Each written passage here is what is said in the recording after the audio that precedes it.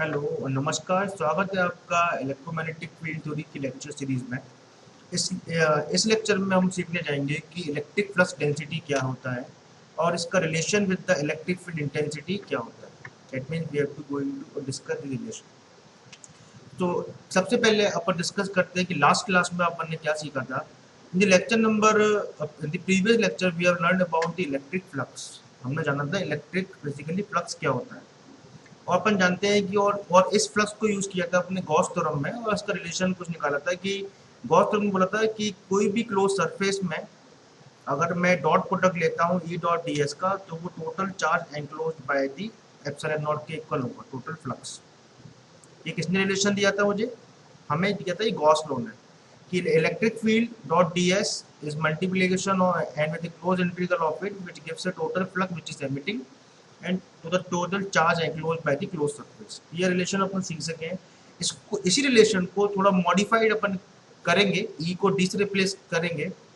इस लेक्चर में अपन सीखेंगे कि ई की जगह डी कैसे आएगा और इसका रिलेशन क्या है, इलेक्ट्रिक फ्लक्स डेंसिटी का रिलेशन इलेक्ट्रिक फील्ड इंटेंसिटी से क्या माना गया। ठीक है जी, तो इसको हटा देता हूँ मैं। चलो सबसे पहले अपन सीखते हैं कि इलेक्ट्रिक फ्लक्स डेंसिटी क्या होता है। As per the definition, the net flux passing through the unit surface area is called electric flux। मान लीजिए कोई इस तरीके का चार्ज रखा हुआ है, this is plus Q charge and this is minus Q charge. Total flux यहाँ से इस तरीके से मूव कर रहा है, प्लस से माइनस की तरफ चार्ज का की जो मैग्नेटिक लाइन से मूव कर रही है इस तरीके से। ठीक है ना?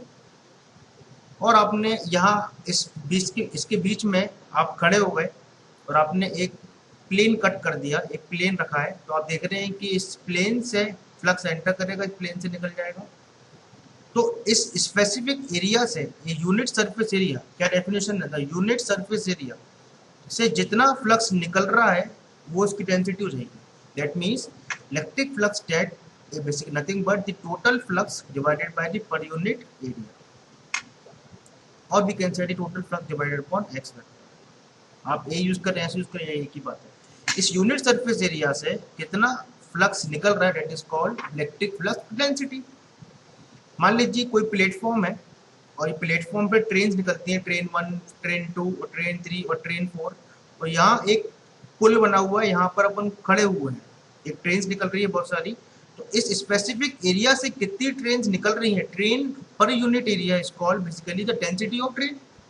सिमिलरली अगर मैं किसी एरिया को डिफाइन कर दूं, जैसे कि हमने यहाँ एरिया को डिफाइन किया, उस एरिया में कितना फ्लक्स निकल रहा है स्पेसिफिक यूनिट एरिया में, it is called density which is called electric flux density.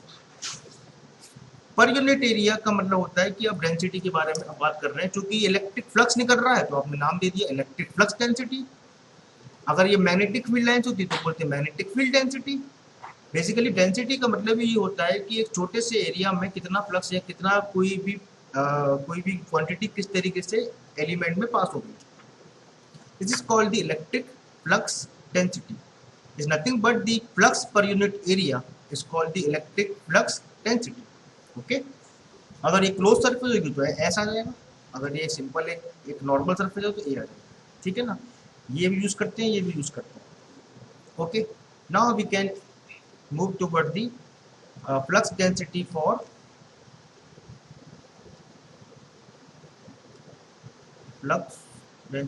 point charge। Point charge में क्या फ्लक्स डेंसिटी होगी? हम जानते हैं कि d vector should be equals to total flux divided by total surface area. Total flux मान लीजिए phi है, और total surface area point charge के लिए जो बेसिकली एक सरफेस माना गया है, कि इस तरीके से मान सकते हैं कि ये एक पॉइंट चार्ज है, उसके ऊपर एक स्फीयर है और आपको इस पॉइंट पी पे इलेक्ट्रिक फील्ड निकालनी है। तो बेसिकली इसका total surface area of sphere कितना होता है, 4 पाई आर स्क्वायर। एज पर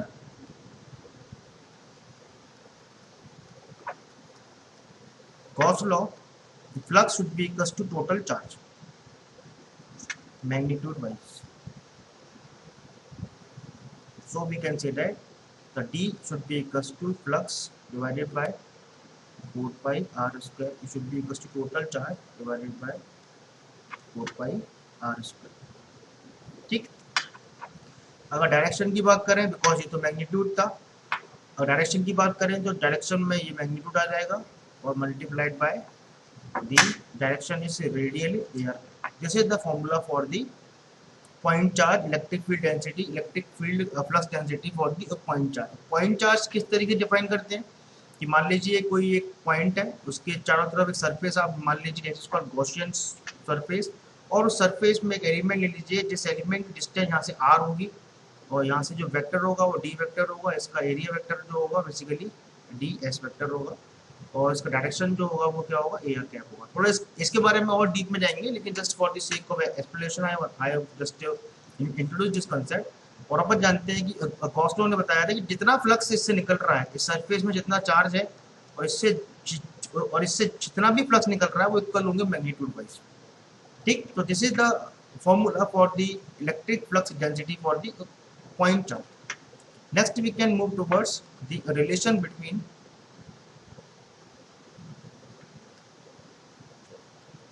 इलेक्ट्रिक फ्लक्स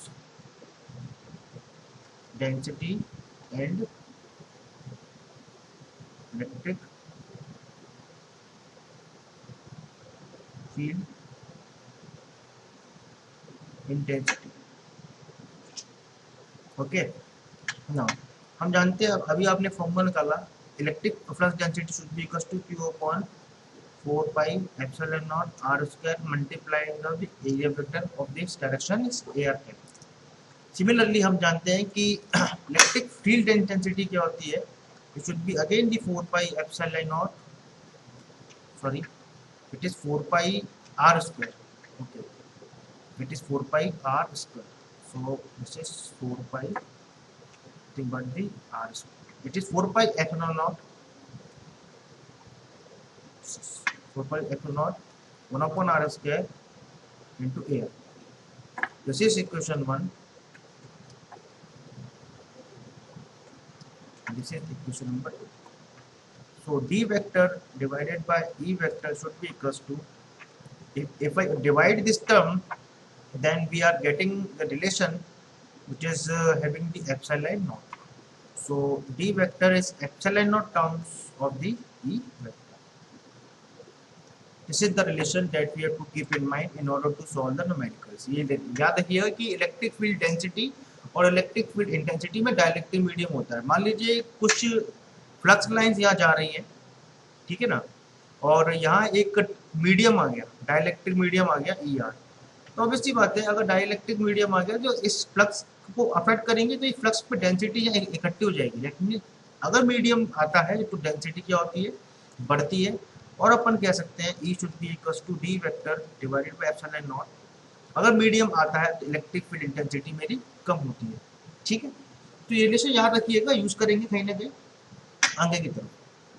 तो अभी तक आपने जो पढ़ा है वो आपने ये पढ़ा है कि गॉस लॉ ये होता है कि बेसिकली इलेक्ट्रिक फ्लक्स जितना भी क्लोज सरफेस में कोई चार्ज है और उस चार्ज से जितना फ्लक्स निकल रहा है वो उस मैग्नीट्यूड बाई चार्ज के इक्वल होगा। दूसरी चीज आपने पढ़ लिया कि electric field due two point charge कैसे निकालते हैं। इस डेरिवेशन को अगर आपको समझ में नहीं आ रहा है थोड़ा वेट करिए, क्योंकि नेक्स्ट के 2 लेक्चर्स में मैं इसको ड्राइव करूंगा कि आया कहाँ से। ठीक है जी, नेक्स्ट अपन को पढ़ना था कि इनके बीच का रिलेशन, तो relation between the electric flux density and electric field intensity. तो डी का फॉर्मूला आपको पता है कि इसमें केवल आर स्क्वायर आता है, ई वेक्टर में एप्सिलॉन नॉट आता है, दोनों को डिवाइड कर दीजिए तो रिलेशन आ जाएगा D vector equals to E naught E vector. अगर किसी भी लाइंस में अगर कोई मीडियम आ जाता है तो वह डेंसिटी तो बढ़ जाती है लेकिन intensity of the electric field वहाँ कम हो जाती है। ठीक है जी, याद रखिएगा, इसको यूज करेंगे। नेक्स्ट जो अपने को इम्पोर्टेंट पार्ट आज समझना है, जो कि आज की क्लास का एक बड़ा इंपॉर्टेंट पार्ट है, that is called the application of the Gauss's law. Application का क्या यूज है, जो आपने अभी गॉस लॉ पढ़ा उसका यूज क्या। तो सबसे पहले अपन जानते हैं the Gauss law which can be used to find the charge enclosed और the flux passing through the closed surface. To find the charge enclosed or the flux which is passing through the closed surface। क्या मतलब हुआ कि कोई भी irregular shape है इस तरीके का इरेगुलर शेप है और इसमें अगर चार्जेस रखे हुए हैं, मुझे निकालना है कि इसमें कितना चार्ज है या मुझे निकालना है कि इसमें कितना फ्लक्स एमिट हो रहा है। दोनों चीजें अपन गॉस लॉ की थ्योरम से निकाल सकते हैं। क्लियर है? इरेगुलर शेप का कोई भी चार्ज, मतलब कितना चार्ज इस इरेगुलर शेप में है और इसमें कितना फ्लक्स एमिट होगा, और मैग्नीट्यूड वाइज चार्ज किसके इक्वल होगा, फ्लक्स के। ये किसने बोला? Gauss law. ठीक है जी।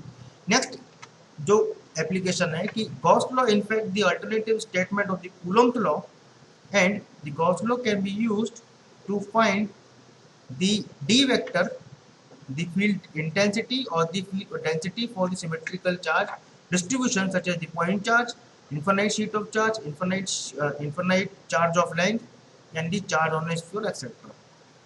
तो अपन किसी भी चार्ज के जो डिफरेंट डिफरेंट फॉर्म अपन ने सीखे थे चार्ज डिस्ट्रीब्यूशन कंसेप्ट में, तो वहां से अपन कितनी इलेक्ट्रिक फील्ड है वो निकाल सकते हैं, कितनी फील्ड इंटेंसिटी डेंसिटी सब निकाल सकते हैं, अगर आपको ये गॉस लॉ का कंसेप्ट पता है तो। कैसे करते हैं, कैसे निकालते हैं, वो सीख के थोड़ी देर में सीखते हैं।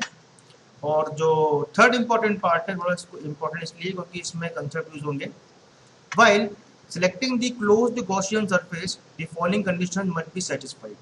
जब भी आप गॉस लॉ किसी भी सरफेस में अप्लाई करेंगे तो याद रखिएगा कि ये दो पॉइंट बड़े इंपॉर्टेंट है। अगर ये दोनों पॉइंट सेटिस्फाई नहीं होते हैं तो गॉस लॉ आप लगा नहीं सकते। क्या है पॉइंट, देखते हैं। D is everywhere either normal or tangential to the closed surface। क्या मतलब हुआ कि मान लीजिए कि D is everywhere normal, मान लीजिए ये क्लोज सरफेस है और इसके अंदर हमने चार्ज प्लेस कर दी है Q, टोटल चार्ज Q है, तो D जो निकलेगा, D is the electric field density which is in the same direction of the electric field intensity। क्या निकलेगा, which is normal to the component, which is normal to the surface। Similarly मान लीजिए charge को इस तरीके से place कर दिया आपने किसी शीट में, तो D कहाँ निकलेगा, basically normal to the surface, basically normal to this is called D vector. तो आइदर नॉर्मल और tangential. How we can say it is tangential. ये टेंजेंशियल कब होगा वो भी देख लेते हैं। आपको नॉर्मल समझ में आ रहा है कि कोई भी सरफेस में जो डी वेक्टर होगा वो नॉर्मल होगा, because it is always emitting, वो चार्ज से निकल रहा है, अगर चार्ज प्लस से निकल रहा है। ओके, अब ये डी का यहाँ पे कितना है, यहाँ पे कितना एंगल, 90 डिग्री एंगल है, किससे, अब सरफेस से। यहाँ भी 90, हर जगह 90 है।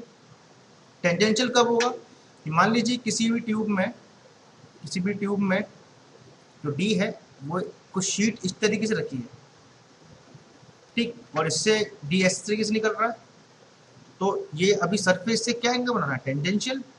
It is called tangential to the surface.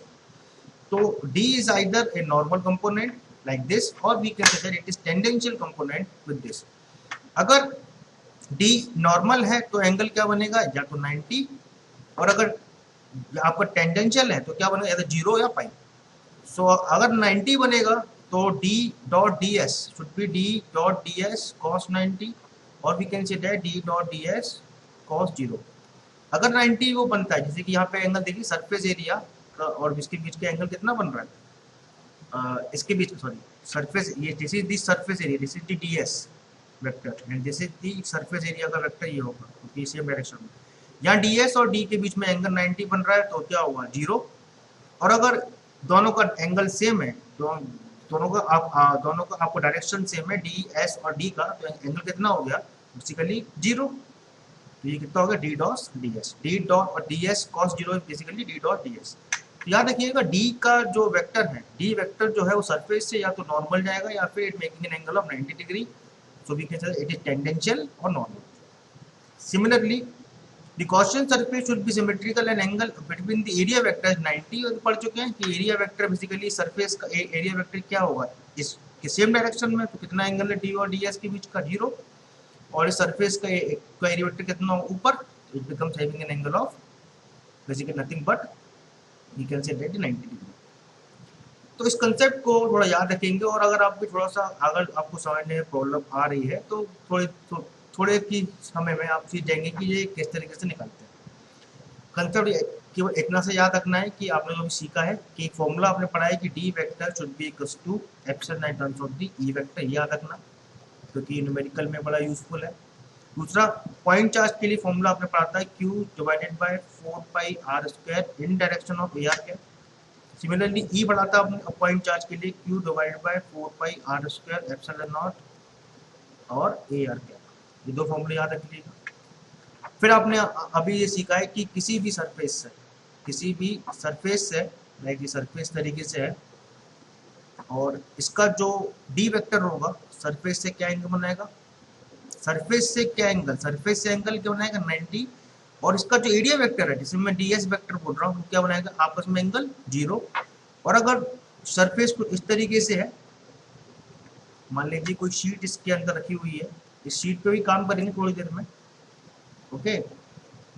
और इसका जो एरिया वेक्टर कहाँ जाएगा, इसका एरिया वेक्टर यहाँ जाएगा, this is the vector, sorry this is the D vector and okay.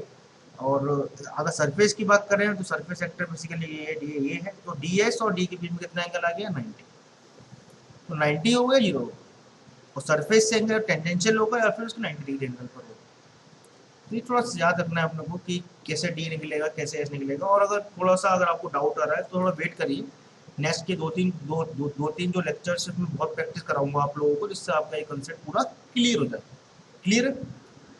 Next जो थोड़ा सा अपने को समझना है इसमें कि मैथमेटिकल एक्सप्रेशन गॉस लॉ का थोड़ा सा इसमें चेंज करते हैं। मैथमेटिकल एक्सप्रेशन में अभी तक जो आपने पढ़ा था, अपन ने जो पढ़ा था वो क्या पढ़ा था कि close integral of E dot D S will be equal to charge upon epsilon naught, किसके इक्वल होगा फ्लक्स के, अपन नहीं पढ़ा है।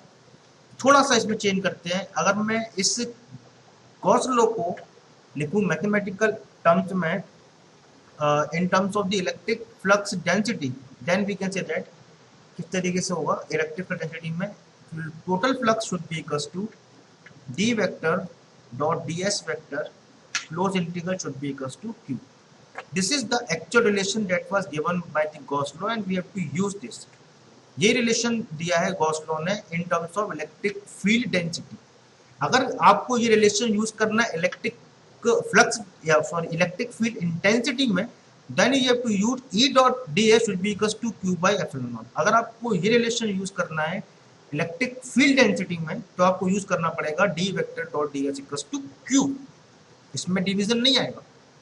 अब इसका सिग्निफिकेंस जैसे कि मैंने आपको पहले ही पढ़ाया था गॉस लॉ का कि किसी भी इर्रेगुलर शेप में अगर चार्जेस प्लेस कर दिया जाए, किसी भी इर्रेगुलर शेप में अगर चार्जेस प्लेस कर दिए जाएं और उसका टोटल चार्ज अगर क्यू है, तो इस टोटल चार्ज से निकलने वाली इलेक्ट्रिक फील्ड डेंसिटी, जो इलेक्ट्रिक फ्लक्स है, निकलने वाला टोटल फ्लक्स जो है वो एज पर दी गॉस लॉ किसके इक्वल होगा, Q इक्वल्स टू 5 के।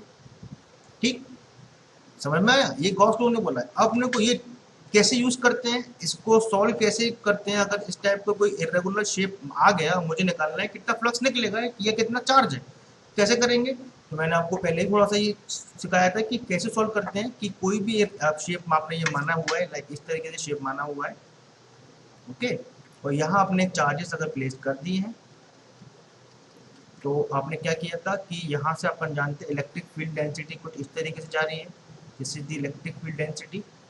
क्योंकि अब मैं यहाँ केवल डेंसिटी को यूज कर रहा हूँ तो मैं डी को रिप्रेजेंट करूंगा, this is the D vector, this is again D vector, this is also the D vector, all are this basically ये डी वेक्टर। अब मैं एक छोटा सा स्मॉल एलिमेंट यहाँ ले लिया है, जैसे कि सरफेस एलिमेंट, इसका सरफेस एलिमेंट कुछ इस तरीके से, इसका सरफेस कुछ इस तरीके से, इसका सरफेस कुछ इस तरीके से, हर किसी का एक छोटा छोटा एलिमेंट है। आप किसी भी एक एलिमेंट को ले लीजिए, मान लीजिए कि ये ले लेते हैं कि ये मैंने एक स्मॉल एलिमेंट लिया है और इसका सरफेस एलिमेंट जो कि सरफेस से क्या एंगल बनाएगा, एरिया वेक्टर 90 डिग्री पर, तो ये एंगल कितना हो जाएगा थीटा। तो बेसिकली ये कितना हो जाएगा मेरा ds, सॉरी थोड़ा सा और इसको ठीक कर लेते हैं हाँ क्लियरिटी के लिए। मान लीजिए ये वेक्टर आपका ये कितना, ये डी वेक्टर है, ओके। और यहाँ पे छोटा सा एक एलिमेंट या माना हुआ है कि स्मॉल एलिमेंट कि यहाँ से कितना फ्लक्स निकल रहा है ये अपने को निकलना है, ठीक है ना। तो ये क्या है बेसिकली डी एस, तो D S is the area vector. तो इस सरफेस का एरिया वेक्टर क्या होगा, इधर 90 डिग्री एंगल पे डी एस वेक्टर। एंगल कितना होगा थीटा, ये कितना होगा डी एस कॉस थीटा। तो फॉर्मूला निकाला था flux should be equals to integral of D vector dot D S. तो flux should be equals to integral of D dot D S cos theta. Integral का सिर्फ इतना सा sign होता है कि आप छोटा सा कोई एलिमेंट ले लीजिए और इस पूरी सरफेस को मूव कर जाइए from the close integral, because यहाँ मैंने क्या लगाया क्लोज इंटीग्रल। तो आप क्या करेंगे, जो जो आपने स्मॉल स्मॉल एलिमेंट यहाँ माने हुए सब इसमें ऐड हो जाएंगे और मेरे रिजल्टेंट फ्लक्स निकल के आ जाएगा। समझ में आया? इंटीग्रल का सिर्फ इतना सा मीनिंग है कि आप छोटा सा एलिमेंट मान के इसको सॉल्व कर लीजिए और प्लस फिर इंटीग्रल चूंकि आप लगा चुके हैं और लिमिट लगा देंगे इस पर दी जो भी तरीके दी और जो भी लिमिट दी होगी और इसको ऊपर मूव कर जाएंगे। तो आप देखेंगे ये सारे स्मॉल स्मॉल एलिमेंट ऐड होके कंबाइंड मुझे देंगे टोटल फ्लक्स, जो कि टोटल चार्ज के इक्वल आता है। This is the concept of the Gauss law. इस तरीके से आपको लगाना है। इसमें एक चीज छूट रही है कि गॉसियन सरफेस कैसे एज्यूम करते हैं। तो डिफरेंट डिफरेंट चार्ज में अलग अलग तरीके की जो गॉसियन सरफेस होती है वो अपना नेक्स्ट लेक्चर का पार्ट है। तो मैं समझ सकता हूँ कि आपने ये समझ लिया है कि कोई भी इरेगुलर शेप में कितना फ्लक्स निकालना है, कितना चार्ज निकालना है, वो अपन गॉस थ्योरम से निकाल सकते हैं। बस कंडीशन ये माननी है कि चूंकि शेप इरेगुलर है तो अपन एक स्मॉल एलिमेंट आप मान लीजिए, उस स्मॉल एलिमेंट को आप इंटीग्रल कर दीजिए। इंटीग्रल करने से फायदा होगा कि वो टोटल क्लोज सरफेस का पार्ट जो कि समेशन के फॉर्म में आपको मिल जाएगा, वो देगा आपको टोटल चार्ज कितना है, टोटल फ्लक्स कितना निकल रहा है किसी भी इरेगुलर क्लोज सरफेस में। तो आई थिंक आपको समझ में आया कि इलेक्ट्रिक फील्ड इंटेंसिटी और इलेक्ट्रिक फील्ड डेंसिटी में रिलेशन क्या है, इन दोनों में अंतर क्या है, और गॉस थ्योरम दोनों तरीके से आप डिफाइन कर सकते हैं। अगर आप इलेक्ट्रिक फील्ड डेंसिटी के टर्म में आप उसको डिफाइन कर रहे हैं तो ये फॉर्मूला लगाएंगे, और आप इलेक्ट्रिक फील्ड इंटेंसिटी के टर्म में ये डिफाइन कर रहे हैं तो ये फॉर्मूला लगाएंगे। आंसर और रिजल्ट दोनों से सेम ही आएगा, इसमें कोई अंतर नहीं है। आप टोटल फ्लक्स चाहे इस फॉर्मूले से निकालिए इलेक्ट्रिक फील्ड से, चाहे आप इलेक्ट्रिक फील्ड आप डेंसिटी से निकालिए, रिजल्ट्स में कोई चेंज नहीं आता है। इसको ये प्रूफ करेंगे ऐसा क्यों होता है और क्या एनालिसिस है, वो नेक्स्ट क्लास का पार्ट है। तो मैं समझ सकता हूँ कि आपने इस क्लास को एंजॉय किया होगा, और नेक्स्ट क्लास में अपन डील करेंगे कि डिफरेंट डिफरेंट चार्जेस से किस तरीके से अपन इलेक्ट्रिक फील्ड डेंसिटी और इलेक्ट्रिक फील्ड इंटेंसिटी निकालते हैं। Thank you.